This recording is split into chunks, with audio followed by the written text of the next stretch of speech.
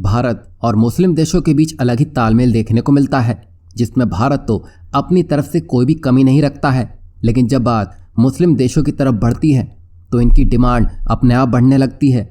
और ये अभी की बात नहीं है। आपको याद होगा जब गेहूं की किल्लत पिछले साल देखने को मिली थी, तब भारत से तुर्की ने गेहूं की बड़ी मात्रा इंपोर्ट की थी। लेकिन यहाँ खास बात ये देखने को मिली कि तुर्की ने भारत का गेहूं सड़ा बताकर वापस कर दिया था।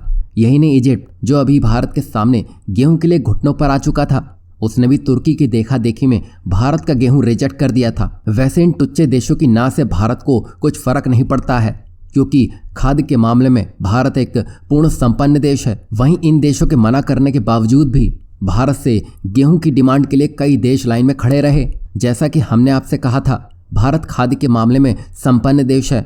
वहीं दुनिया में खाद्य संकट अपने चरम पर है, जिसकी वजह से कई देश भारत पर ही निर्भर हैं, जिसमें मुस्लिम देशों की लिस्ट सबसे लंबी है। और आपको याद होगा जब भारत ने चावल पर बैन ठोका था, जिसकी वजह से खाड़ी देशों के साथ ही साथ तमाम मुस्लिम देश यहाँ बैठते दिखाई दिए हैं, क्योंकि इन देशों को चावल के बिना चलता नहीं है, जिनके कारण इसको इनकी डिमांड साल के 12 महीने रहती है। वहीं बासमती के सबसे बड़ी खरीदारों में सऊदी अरब, ईरान और इराक शामिल हैं। वहीं हाल ही में जब भारत ने अपने चावल के रेट क्या कम कर दिए, मुस्लिम देश भारत पर टूट पड़े हैं।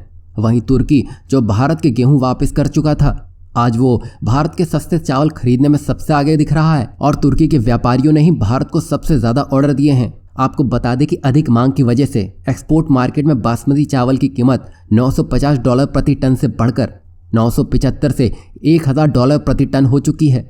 कहा जा रहा है कि अगर आने वाले दिनों में बासमती चावल की मांग विदेशों में इसी तरह बढ़ती रही तो एक्सपोर्ट मार्केट में इसके रेट और बढ़ेंगे। वहीं एक्सपोर्ट मार्केट में कीमत बढ़ने से किसानों को भी फायदा होता हुआ दिखाई देगा, जहां पंजाब, हरियाणा और पश्चिमी यूपी के किसानों को 1 क्विंटल बासमती धान के लिए 3900 रुपये मिल रहे हैं। अब भारत के इन्हीं बासमती का दीवाना खाड़ी देश हुआ पड़ा है, जहां भारत में उत्पादित 80% से अधिक बासमती चावल का निर्यात खाड़ी देशों में ही किया जाता है। जिस तरह खाद्य संकट दुनिया में दस्तक दे चुका है, उसमें भारत एक बड़ा आपूर्तिकर्ता बनकर सामने आया है, जिसमें तुर्की भी दौड़ा दौड़ा भारत चला आया है, क्योंकि जब चावल महंगे थे तब इससे खरीदा नहीं गया। लेकिन भारत ने जब से चावल क्या सस्ते किए, सबसे आगे तुर्की ही खड़ा दिखाई दिया है।